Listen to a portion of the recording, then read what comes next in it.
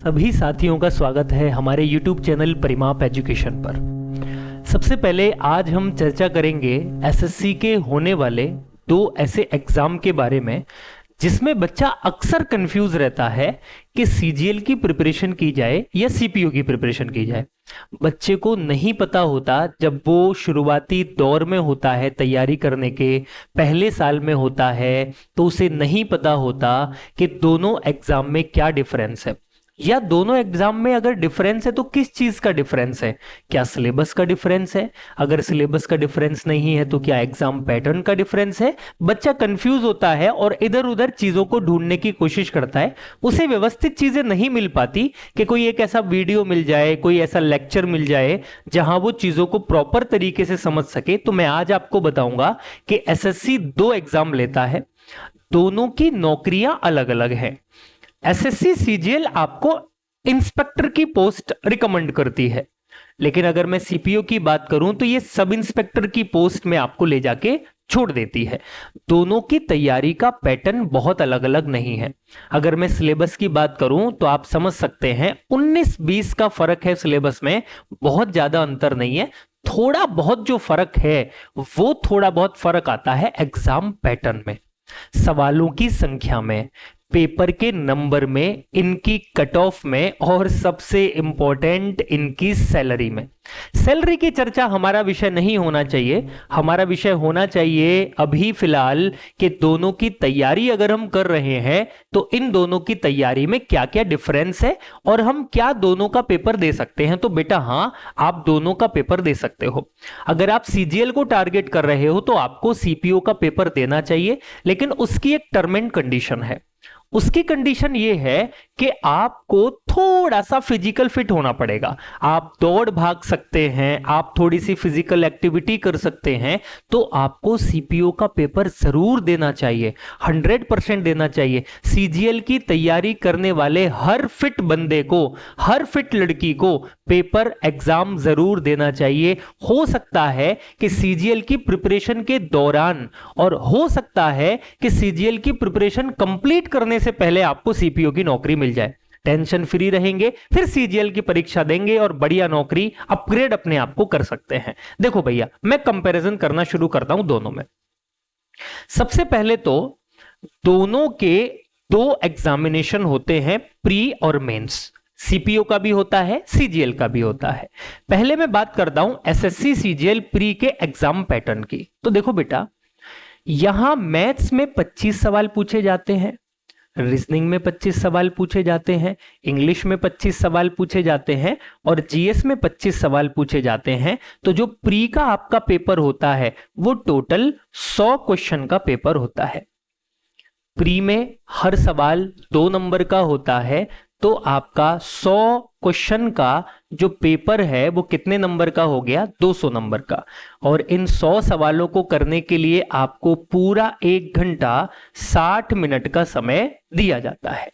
60 minute मिलते हैं पूरे प्री एग्जामिनेशन को पास करने के लिए। अगर मैं यहीं पे प्री के सीपीओ के पेपर की बात करूं तो यहां 50 क्वेश्चन मैथ्स में पूछे जाते हैं, 50 क्वेश्चन रीजनिंग में आते हैं, 50 क्वेश्चन इंग्लिश में आते हैं, 50 क्वेश्चन आपके जीएस में आते हैं। टोटल आपके यहां पे 200 सवालों का पेपर एक सेट तैयार होता है। और ये जो 200 क्वेश्चन का सेट तैयार होता है, हर सवाल यहां पे 1 नंबर का होता है, तो 200 नंबर का पेपर होता है। और यहां आपको पेपर देने के लिए पूरे 2 घंटे 120 मिनट का समय दिया जाता है। प्री का पेपर 1 घंटे का, प्री का पेपर 2 घंटे का। 100 सवाल आते हैं, एक सवाल 2 नंबर का होता है, एक सवाल 1 नंबर का होता है, 200 क्वेश्चन पूछे जाते हैं और 200 नंबर का आपका पेपर होता है। लेकिन अगर मैं प्री की बात करूं ना बेटा, तो ये 200 नंबर आपके मेंस में ऐड नहीं होते। सीजीएल का प्री केवल क्वालिफाइंग नेचर का होता है। और अगर यहां बात की जाए तो सीपीओ में प्री और मेंस के नंबरों को मिलाकर कट ऑफ तैयार की जाती है। यह केवल क्वालिफाई नेचर का होता है। जैसे मान लीजिए 200 नंबर का पेपर हुआ और उसकी कट ऑफ 150 नंबर चली गई, तो जो बच्चा 151 नंबर लेके आ रहा है, 160 नंबर लेके आ रहा है, 190 नंबर लेके आ रहा है, उसको मेंस में न लाभ होगा न हानि होगी। कम नंबर वाले को कोई नुकसान नहीं होगा और ज्यादा नंबर वाले को कोई लाभ नहीं होगा, क्योंकि प्री के नंबर मेंस में नहीं जुड़ते हैं। अगर मैं सीपीओ प्री की बात करूं तो यहां पे जितना आप अच्छा स्कोर करते हैं आपको मेंस में इसकी मदद मिल रही होगी। अगर मेंस एग्जामिनेशन की बात की जाए तो यहां मेंस एग्जामिनेशन में मैथमेटिक्स के 30 क्वेश्चन, रीजनिंग के 30 क्वेश्चन, इंग्लिश के 45 क्वेश्चन और जीएस के 25 क्वेश्चन पूछे जाते हैं, जिनसे मेंस एग्जामिनेशन तैयार होता है। एक सवाल 3 नंबर का होता है, उस हिसाब से आपका टोटल मेंस होता है 390 नंबर का।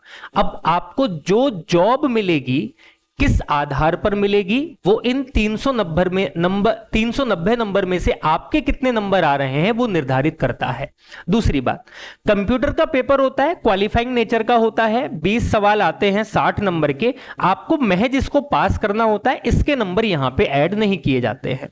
अगर मैं बात करूं सीपीओ मेंस की, तो सीपीओ मेंस में बेटा मैथ नहीं आता, रीजनिंग नहीं आता, जीएस नहीं आता, कंप्यूटर नहीं आता, केवल इंग्लिश के 200 क्वेश्चन पूछे जाते हैं और 200 क्वेश्चन 200 नंबर के आते हैं, और यहां भी आपको पेपर पास करने के लिए या एग्जाम के लिए पूरा 2 घंटा दिया जाता है।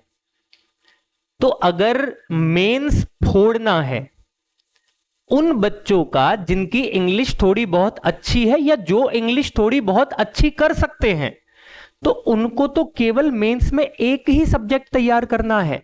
यहां एक सब्जेक्ट तैयार करो, सीधा आपको नौकरी मिलेगी प्री और मेंस के नंबर जोड़ने के आधार पर। बात समझ आती है? अगर मैं सीपीओ और सीजीएल में जॉब का कंपैरिजन करूं तो यहां पे आपको जो छोटी पोस्टें मिलती हैं, जैसे हो गया आपका कौन सा असिस्टेंट। दूसरा, अगर मैं हाईएस्ट पोस्ट की इसमें बात करूं तो आपको क्या मिलने लग रहा होगा, एएसओ की हाईएस्ट पोस्ट मिलने लग रही होगी। ये आपको इंस्पेक्टर बनाता है, और यहां आपको अगर बात की जाए तो यहां आप सब इंस्पेक्टर बनते हैं। सबसे पहले इसमें आता है दिल्ली पुलिस सब इंस्पेक्टर। केवल ये नौकरी आपको ऑफर करती है कि आपको दिल्ली में ही घुमाया जाएगा। बाकी सब इंस्पेक्टर अलग अलग विभाग जैसे आईटीबीपी, एसएसबी और बहुत सारे विभाग होते हैं जहां आपको सब इंस्पेक्टर की पोस्ट मिलती है। इसमें आपको ऑल ओवर इंडिया कहीं भी जॉब मिल सकती है। जो बच्चे सीजीएल की प्रिपरेशन करने वाले हैं उनको एक बार जरूर ध्यान देना चाहिए कि सीपीओ के लिए हमारे रास्ते हमेशा खुले रहेंगे। वैकेंसी कम होती हैं, नंबर ऑफ वैकेंसी 2000, 1800, 2200 के समथिंग आती हैं। सीजीएल की वैकेंसियों की संख्या थोड़ी सी ज्यादा होती है, लेकिन कई सारे ऐसे स्टूडेंट्स होते हैं बेटा जो सीजीएल की प्रिपरेशन करते हैं और उनको सीपीओ के बारे में पता भी नहीं होता। तो इस चीज का आप लोग फायदा उठा सकते हैं, बहुत अच्छे से उठा सकते हैं। केवल आपको थोड़ा सा फिजिकल फिट होना पड़ेगा। अगर आप थोड़ा सा फिजिकल फिट हैं तो आप आराम से अपनी तैयारी कर सकते हैं। अब तैयारी कैसे करनी है और कहाँ करनी है, वो जहां आपको अच्छा लगे, जहां आपको चीजें सरल लगती हों, जहां आपको चीजें समझ आती हों, वहां आप प्रिपरेशन करिए। पढ़ाई हर जगह लगभग सेम चल रही है। देखो, सवालों की संख्या बहुत ज्यादा है, सवाल आपको कहीं भी देखने को मिल जाएंगे, लेकिन महत्वपूर्ण होता है सवालों को करने का तरीका, कि आप उनके तरीकों को किस तरीके से इस्तेमाल कर सकते हैं। कौन ऐसा टीचर है जो आपको ऐसे तरीके बता सकता है जो हम याद रख पाएं, जो हम अपने साथ एग्जाम में ले जा पाएं, ये बहुत इंपॉर्टेंट होता है। तो आज के वीडियो में हमने देखा 2 एग्जाम का कंपैरिजन, दोनों एग्जाम किस तरीके होते हैं, कौन सा क्वालिफाइंग नेचर का होता है, कौन सा क्वालिफाइंग नेचर का नहीं होता। ठीक है बेटा, अपने दोस्तों के साथ इसको शेयर करना, क्योंकि बहुत सारे बच्चों को ये जानकारी यूजफुल रहेगी। जो बच्चे जानते नहीं हैं उनको काम आएगी, लेकिन जो बच्चे जानते हैं, बहुत अच्छी बात है बेटा। हमने तो यही सोचा था कि जब सीजीएल का पैटर्न चेंज हुआ तो वो सीपीओ का भी पैटर्न चेंज करेंगे। तो अभी सीपीओ के बारे में, और सीपीओ बिल्कुल नहीं सोच रहा है पैटर्न चेंज करने के बारे में, वो अपने पुराने तरीके से सवाल पूछ रहा है और उसका सही चल रहा है और वैकेंसी बहुत साफ है। अगर आप सीपीओ की बात करें तो बहुत साफ वैकेंसी है, बड़े क्लियर तरीके से की जाती है।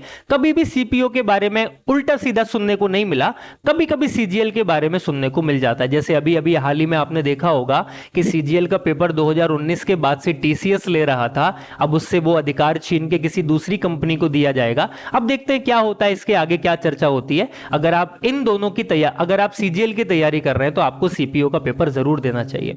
आज के लिए मैं इतना ही रखता हूं, अगले वीडियो में कुछ और इनिशिएटिव वीडियो आपके लिए बना के लाऊंगा जो आपको एग्जाम में मदद करेंगी, तैयारी में मदद करेंगी। आज के लिए इतना ही, बहुत बहुत धन्यवाद। नमस्कार, जय हिंद।